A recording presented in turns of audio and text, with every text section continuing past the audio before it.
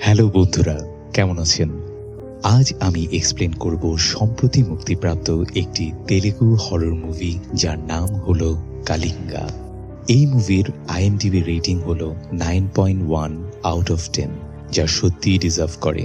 ভিডিওটি যদি ভালো লাগে তাহলে অবশ্যই লাইক করুন, শেয়ার করুন এবং আমাদের চ্যানেলটি সাবস্ক্রাইব করে আমাদের পাশেই থাকুন। তো চলুন আর দেরি না করে সরাসরি মূল ভিডিওতে যাই।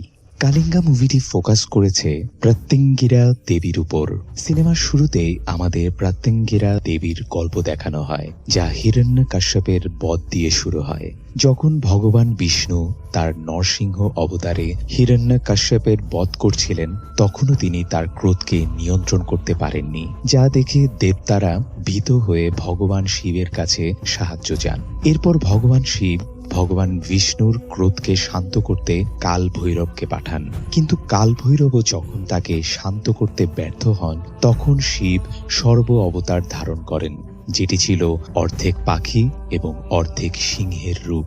তবে এতে ভগবান বিষ্ণুর ক্রোধ আরও বৃদ্ধি পায় এবং তিনি গান্ডভেরুন্ডা অবতারে রূপান্তরিত হন, যেটি ছিল দুই মাথাওয়ালা পাখি। এরপর তাদের মধ্যে একটি দীর্ঘ যুদ্ধ শুরু হয়, যা অনেক দিন ধরে চলে এবং সেই সময়ে অনেক দুষ্ট শক্তি মাথাছাড়া দিয়ে ওঠে। এরপর আদিপরাশক্তি প্রত্যঙ্গিরা দেবীর অবতার গ্রহণ করেন এবং ভগবান বিষ্ণুর ক্রোধ অগ্নিকে তার মুকুট হিসেবে ধারণ করেন, যার ফলে বিষ্ণু শান্ত হন। তখন যেসব ইভিল এনার্জি সৃষ্টি হয়েছিল, প্রত্যঙ্গিরা দেবী সেগুলোকে সেই ক্রোধ অগ্নির মাধ্যমে ধ্বংস করেন। প্রত্যঙ্গিরা দেবী অনেক পাওয়ারফুল একজন গডেস এবং যে কোনো ধরনের ব্ল্যাক ম্যাজিককে রিভার্স করতে পারতেন। এবার আমরা মূল কাহিনীতে ফিরে আসি, যা 1922 সালে শুরু হয়। রুদ্রগৃহ নামে এক ব্যক্তিকে আমরা দেখি যে তার স্ত্রী মাল্লিকে খুঁজতে থাকে, যে খাওয়া শেষ না করেই হঠাৎ করে কোথাও চলে যায়। তখন ক্ষেতের মধ্যে সে দেখে যে মাল্লি তার নিজের কাটা হাত নিজেই খাচ্ছে, যা দেখে সে ভয়ে পালিয়ে যায়। এরপর আমরা দেখি একটি লোক সাইকেল চালিয়ে কোথাও যাচ্ছে, কিন্তু হঠাৎ ডিমনিক শব্দ শুনতে পেয়ে সে সাইকেল থেকে নেমে গাছের সাথে নিজের মাথা ঠুকে আত্মহত্যা করে। এরপর আমরা আরেকটি মেয়েকে দেখি যে নিজের কান কেটে খেয়ে ফেলে। এই ঘটনাগুলোর কারণে গ্রামের মানুষ খুবই ভীত হয়ে পড়ে এবং তারা তাদের রাজার কাছে গিয়ে সমস্যাটি জানায়। রাজা তার দাদিকে এ ব্যাপারে জানান, যিনি তখন 100 বছরেরও বেশি বয়সী। তিনি রাজাকে কিছু বলেন এবং একটি সিন্দুকের দিকে ইশারা করেন। রাজা সিন্দুকটি খুলে সেখানে একটি কেস দেখতে পায়। তখন রাজা বলে যে প্রতিজ্ঞা করা হয়েছিল তা পূরণের সময় এসে গেছে। এরপর রাজা তার রাজত্ব, পরিবার সবকিছু ছেড়ে কোথাও চলে যায় এবং তখন তার দাদিও মারা যান। হয়তো তিনি এতদিন বেঁচে ছিলেন এটাই বলার জন্য। সিন এখান থেকে শিফট হয় এবং আমরা প্রেজেন্ট টাইমে একটি গ্রামের গল্প দেখি। আমরা কিছু লোককে দেখি যারা একটি মৃতদেহকে গ্রামের সীমান্ত পার করে নিয়ে যাচ্ছে। সীমান্তে একটি তালা লাগানো ছিল এবং সেখানে হলুদ এবং লাল সুতা পেঁচানো ছিল। তারা মৃতদেহের উপর একটি রিচুয়াল সম্পন্ন করে এবং যেতে যেতে একটি বৃদ্ধ লোক সবাইকে বলে, যাই ঘটুক না কেন পিছন ফিরে তাকাবে না। এই কথাটা ফলো করতে করতে তারা চলে যায়। এরপর একটা ক্রিয়েচার সেই ডেড বডি টেনে নিয়ে যায় এবং তা খেয়ে ফেলে। হয়তো তারা তাদের কোনো কাস্টম ফলো করছিল। যাই হোক, এরপর আমরা মুভির মেইন ক্যারেক্টারকে দেখি, যার নাম লিঙ্গা। লিঙ্গা অনাথ ছিল এবং সে তার বন্ধুর সাথে লোকাল মদের ব্যবসা করত। এরপর আমরা গ্রামের একটি উৎসব দেখি, যা সেখানে পূজিত কুলদেবী প্রত্যঙ্গিরার সম্মানে করা হয়। অন্যদিকে আমরা একটি দম্পতিকে দেখি যে যারা গ্রামের বাইরে থেকে এসেছিল এবং সম্ভবত কোনো আত্মীয়র বাড়িতে ছিল। তারা ফিরে যাওয়ার প্রস্তুতি নিচ্ছিল, কিন্তু তাদের আত্মীয় তাদের থামিয়ে দেয় এবং গ্রামটির রীতিনীতি সম্পর্কে জানায় যে এখন গ্রাম ছেড়ে যাওয়া উচিত নয়, কারণ এখন পূজা চলছে এবং রাতে একটি রিচুয়াল হবে। পূজা শেষ হওয়ার পর তোমরা চলে যেতে পারবে। রাতের সময়ে আমরা দুই ব্যক্তিকে দেখি, যাদের একজনের হাতে মশাল ছিল এবং আরেকজনের হাতে একটি ঝুড়ি ছিল, যেটার মধ্যে লাল রঙের কিছু ছিল, আর সে পুরো গ্রামে ঘুরে সেই লাল রঙের কিছু ছড়িয়ে দিচ্ছিল। গ্রামের লোকেরা নিজেদের বাড়ির দরজা বন্ধ করে ভিতরে অবস্থান করছিল, কেউই বাইরে যাচ্ছিল না। পরদিন আমরা লিঙ্গাকে তার বন্ধুর সাথে গ্রামে ঘুরতে দেখি। তখন তার চোখে পড়ে পাড্ডু, যাকে লিঙ্গা ছোটবেলা থেকেই ভালোবাসতো। লিঙ্গা তাকে বিয়ের প্রস্তাব দেয়, কিন্তু পাড্ডু রিজেক্ট করে দেয়। রাতে লিঙ্গা একটি দুঃস্বপ্ন দেখে, যেখানে সে একটি ঘোড়া, একটি তলোয়ার, প্রত্যঙ্গিরা দেবীর মূর্তি, রাক্ষসের মতো চোখ, একটি অদ্ভুত ক্রিয়েচার এবং একটি মানুষের কঙ্কাল। এই ধরনের স্বপ্ন সে শৈশব থেকেই দেখে আসছে। পরের দিন আমরা একটি গর্ভবতী মহিলাকে দেখি, যিনি তার ছোট মেয়ের সাথে কোথাও যাচ্ছিলেন। তার মেয়ে খেলার ছলে দৌড়ে হারিয়ে যায় এবং মহিলা তাকে খুঁজতে খুঁজতে সীমান্তের কাছে চলে আসে। তখন সেই বৃদ্ধ লোকটি তাকে দেখে জিজ্ঞাসা করে, তুমি এখানে কি করছো? মহিলাটি জানায় সে তার মেয়েকে খুঁজছে। তখন লোকটি তাকে সতর্ক করে দেয়, যাই হোক না কেন বর্ডার ক্রস করো না। এরপর লোকটি চলে যায়, কিন্তু মহিলাটি তার কথা ইগনোর করে বর্ডারের ওপারে চলে যায় মেয়েকে খুঁজতে। কিছুক্ষণ পর আমরা তার মেয়েকে দেখি, যে কিনা গ্রামের দিকেই ফিরে আসছিল এবং বর্ডার ক্রস করতেই যাচ্ছিল, কিন্তু সেই বৃদ্ধ লোকটি এসে তাকে থামিয়ে দেয়। তখন সে দেখে রক্তমাখা অবস্থায় মহিলার মৃতদেহটি সীমান্তের পাশে পড়ে আছে, যেটিকে একটি ক্রিয়েচার টেনে নিয়ে যাচ্ছে। অন্যদিকে আমরা বালি নামে এক ব্যক্তিকে দেখি, যে গ্রামের জমিদারের ছোট ভাই। বালি খুবই ভোগবিলাসী এবং টাকা এবং পাওয়ারের নেশায় ডুবে থাকত। সে প্রায়শই গ্রামের গরিব মেয়েদের শারীরিকভাবে হয়রানি করত। একদিন সে একটি মেয়েকে জোরপূর্বক নিয়ে যাচ্ছিল, কিন্তু তখন পাড্ডু হাতে একটি ভালা নিয়ে এসে তাকে থামিয়ে দেয় এবং মেয়েটিকে বাঁচায়। বালি ক্রোধে ফুঁসতে ফুঁসতে সেখান থেকে চলে যায় এবং খুব ক্ষেপে ছিল এবং পাড্ডু থেকে প্রতিশোধ নিতে চায়। রাতের সুযোগ পেয়ে বালি পাড্ডুকে তার বাড়ির বাইরে থেকে ধরে নিয়ে যায় এবং তার সাথে জোর জবরদস্তি করতে চায়, কিন্তু ঠিক তখনই লিঙ্গা সেখানে এসে পড়ে এবং সবকিছু দেখে ফেলে। এরপর লিঙ্গা বালিকে মারধর করে তাড়িয়ে দেয় এবং পাড্ডুকে বাঁচায়। এই ঘটনায় পাড্ডুর মনে লিঙ্গার প্রতি প্রেম জেগে ওঠে এবং তাদের লাভ স্টোরি শুরু হয়ে যায়।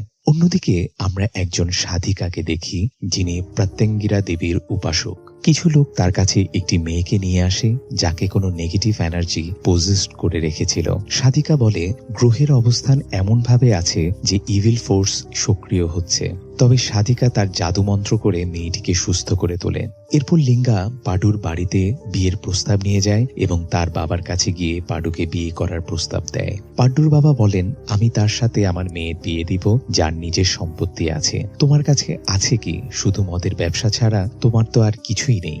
তখন লিঙ্গা বলে, আমার পূর্বপুরুষদের 2 একর জমি আছে, যার আমি একমাত্র উত্তরাধিকারী। তার বাবা বলেন, সে জমি তো জমিদারের কাছে বন্ধক রাখা আছে, আগে নিজের জমি ছাড়িয়ে নিয়ে আসো, তারপর কথা বলো। এরপর লিঙ্গা তার লোকজনকে নিয়ে জমিদার পাটেলের বাড়িতে যায় এবং তার জমির কাগজপত্র চাইতে থাকে। তখন বালিও সেখানে উপস্থিত থাকে এবং তাদের মধ্যে তর্কাতর্কি শুরু হয়ে যায়। এরপর পাটেল লিঙ্গাকে একটি অফার দেয় যে সে তার 2 একর জমির বদলে 4 একর জমি দেবে, কিন্তু সেই জমি গ্রামের সীমানার বাইরে। লিঙ্গা এই প্রস্তাবে রাজি হয়ে যায় এবং প্রপার্টির কাগজপত্র নিয়ে চলে যায়।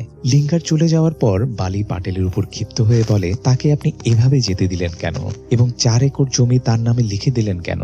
পাটেল বলে, কখনো কখনো বুদ্ধি খাটিয়ে কাজ করতে হয়। লিঙ্গা গরিব হলেও তার পাশে অনেক লোক আছে। আমি যে জমি তাকে দিয়েছি তা অভিশপ্ত, সেখানে যে কেউ গেছে সে কখনো জীবিত ফিরে আসেনি, সুতরাং আমাদের কিছু করতে হবে না। লিঙ্গা সেখানে গেলে নিজেই মারা যাবে।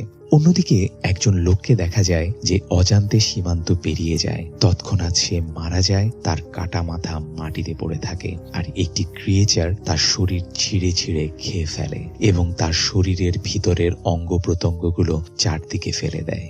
এদিকে লিঙ্গা যখন 4 একর জমির মালিক হয়ে যায়, তখন পাড্ডুর বাবা বিয়েতে রাজি হয়ে যান এবং তাদের বিয়ে হয়ে যায়। এইসব ঘটনার পর লিঙ্গা তার বন্ধুকে প্রপার্টি দেখানোর পরিকল্পনা করে। এদিকে পাড্ডু মন্দির থেকে পূজা করে ফিরছিল, তখন এক সাধিকা তাকে বলে, তোমার স্বামীর জীবন বিপদে আছে, তার কুণ্ডলিতে রাহু কেতুর প্রভাব রয়েছে। এতে পাড্ডু খুবই চিন্তিত হয়ে পড়ে এবং লিঙ্গার জন্য উদ্বিগ্ন হয়ে যায়। সন্ধ্যায় যখন লিঙ্গা বাড়ি ফিরে আসে, পাড্ডু তাকে প্রপার্টির জমিতে যেতে নিষেধ করে। সে বলে ওখান থেকে কেউ কখনো জীবিত ফিরে আসে না। কিন্তু লিঙ্গা বলে, তুমি অযথাই চিন্তা করছো, আমার কিছুই হবে না, আমি ঠিক ফিরে আসব। পরের দিন লিঙ্গা তার বন্ধুর সাথে সীমান্ত পার করে অন্যদিকে চলে যায়। তারা ওই এলাকা এক্সপ্লোর করতে করতে একটি লেক পার হয় এবং কিছু দূর যাওয়ার পর তারা একটি মানুষের কঙ্কাল এবং হাড় দেখতে পায়, কিন্তু তারা তা উপেক্ষা করে এগিয়ে যায়। এখন আপনি হয়তো ভাবছেন সীমান্ত পেরোলেই সবাই মারা যায়, তবে এরা বেঁচে আছে কিভাবে? এর উত্তর পরে জানা যাবে। তারা সেখানে রাত কাটায়। পরের দিন সকালে যখন লিঙ্গার বন্ধু ঘুম থেকে ওঠে, লিঙ্গা সেখানে ছিল না। আমরা জানতে পারি যে লিঙ্গা এখানে শুধু জমি দেখতে আসেনি, বরং তার আসার বিশেষ একটি উদ্দেশ্য ছিল। তাকে জানতে হবে তার স্বপ্নগুলোর অর্থ কি, এবং যখন সে ছোটবেলায় তার দাদার সাথে এখানে এসেছিল তখন তার দাদার সাথে কি ঘটেছিল, তাকে কে হত্যা করেছিল। এই জন্য সে তার দাদার বাক্স খুঁজছিল, যা বহু বছর আগে এখানে রেখে যাওয়া হয়েছিল। শেষ পর্যন্ত সে বাক্সটি খুঁজে পায়, যার ভিতরে একটি প্রাচীন বই ছিল। লিঙ্গা বইটি পড়তে শুরু করে এবং তখনই আমাদের এই গ্রামের রহস্য সম্পর্কে জানা যায়। বহু বছর আগে রুদ্রগিরি রাজ্যে রণসিংহ নামের একজন রাজার রাজত্ব ছিল।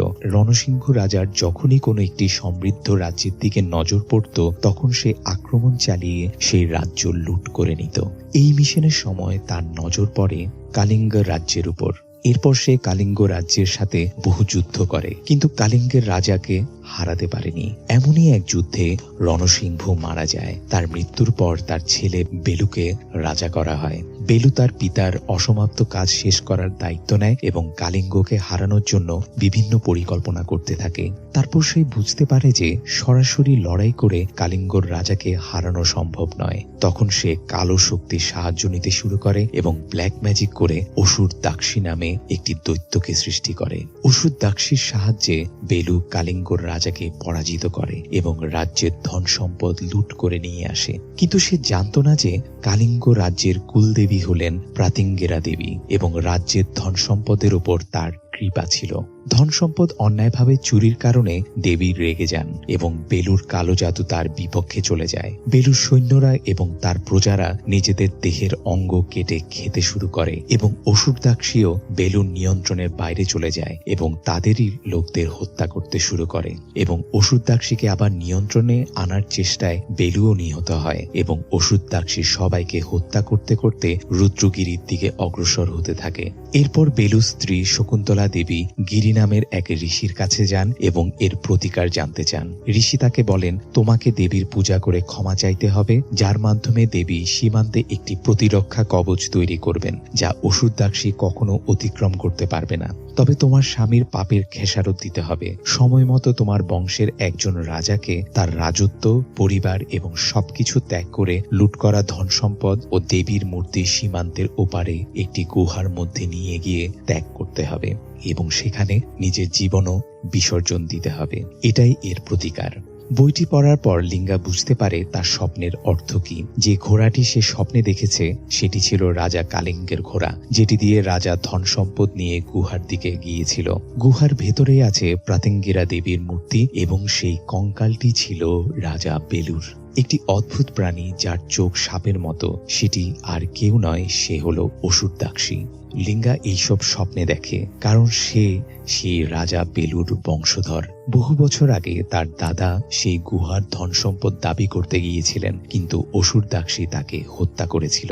লিঙ্গা এই বিষয়গুলো তার বন্ধুকে বলে এবং তারা গুহার ভেতরে প্রবেশ করে। গুহার দেয়ালে তারা অসুর দাক্ষীর চিহ্ন দেখতে পায়, যা প্রমাণ করে যে গুহাটি তারই এবং সে এখানেই থাকে। তারা আরো এগিয়ে যায় এবং রাজা বেলুর ধন সম্পদ ও কঙ্কাল খুঁজে পায়। এসব ধন সম্পদ নিয়ে পালানোর আগেই বালি তার লোকজন নিয়ে সেখানে উপস্থিত হয়। বালি বলে, আমি দেখতে এসেছিলাম যে তুই বেঁচে আছিস কিনা, কিন্তু তুই তো বেঁচে আছিস, এখন আমি নিজেই তোকে মেরে ফেলবো। কিন্তু ঠিক তখনই অসুর দাক্ষী সেখানে উপস্থিত হয় এবং বালি ও তার লোকদের উপর আক্রমণ করে। তাদের ছিঁড়ে খুঁড়ে খেতে শুরু করে। সবাইকে মেরে ফেলার পর সে লিঙ্গা ও তার বন্ধুর দিকে এগিয়ে আসে। তবে এরই মধ্যে লিঙ্গা গুহায় থাকা তার পূর্বপুরুষদের তলোয়ার তুলে নেয়। তখন প্রকাশ পায় যে লিঙ্গা কোনো সাধারণ মানুষ নয়, সে পশ্চিমী নক্ষত্রে জন্মেছে এবং তার জন্মই হয়েছে অসুর দাক্ষীকে ধ্বংস করার জন্য। এই কাজে তাকে প্রাত্যঙ্গেরা দেবীর সাহায্যও মিলবে। এরপর আমরা প্রাত্যঙ্গেরা দেবীকে দেখতে পাই, যিনি তার শক্তি পৃথিবীর দিকে পাঠান। এদিকে লিঙ্গা তার বন্ধুর মাধ্যমে অসুর দাক্ষীর মনোযোগ সরিয়ে দেয় এবং সুযোগ পেয়ে তলোয়ার দিয়ে তাকে হত্যা করে। এরপর তারা সেই কেসের ভিতর থেকে প্রাত্যঙ্গেরা দেবীর মূর্তি খুঁজে পায় এবং ধন সম্পদ খাজানা নিয়ে তারা চলে যায়। এরপর লিঙ্গা, তার বন্ধু এবং পাডু তিনজনেই খুব ধনী হয়ে যায়। তখন আমরা জানতে পারি কেন সীমান্ত পেরোলেও লিঙ্গা ও তার বন্ধুর কিছুই হয়নি। কারণ সীমান্তে যাওয়ার আগেই সাদিকা পাডুকে দুটি রক্ষাসূত্র দিয়েছিলেন এবং পাডু তাদের হাতের কবজিতে সেই রক্ষাসূত্র বেঁধে দিয়েছিল বর্ডার ক্রস করার আগেই। যাই হোক, এই তিনজন গ্রাম ছেড়ে শহরে চলে যায়। আর শেষে আমরা আবার গ্রামটির দৃশ্য দেখতে পাই, যেখানে নেগেটিভ পাওয়ার আবার সক্রিয় হয়ে উঠেছিল। গ্রামের মানুষগুলো পুনরায় পজেসড হতে শুরু করে এবং সেই সাধিকা তাদের ঠিক করার চেষ্টা করছিলেন। এরপর আমরা দেখতে পাই গ্রামের ইভিল ফোর্সের সাথে মিলিত হয়ে অসুর দাক্ষীর মতো আরেকটি দৈত্য তৈরি হয়েছিল। প্রাত্যঙ্গেরা দেবী সঙ্গে সঙ্গে তার টের পেয়ে যান এবং তার ধ্যান বিচ্ছিন্ন হয়ে যায়। এখানেই মুভিটি শেষ হয়। তো বন্ধুরা, ভিডিওটি যদি ভালো লাগে তাহলে অবশ্যই লাইক করুন, শেয়ার করুন এবং এই রকম লেটেস্ট এবং ট্রেন্ডিং মুভির এক্সপ্লেনেশন দেখতে আমাদের চ্যানেলটি সাবস্ক্রাইব করতে ভুলবেন না, কারণ আমরাই একমাত্র এই ধরনের ইন্টারেস্টিং ভিডিও নিয়ে আসি। ধন্যবাদ।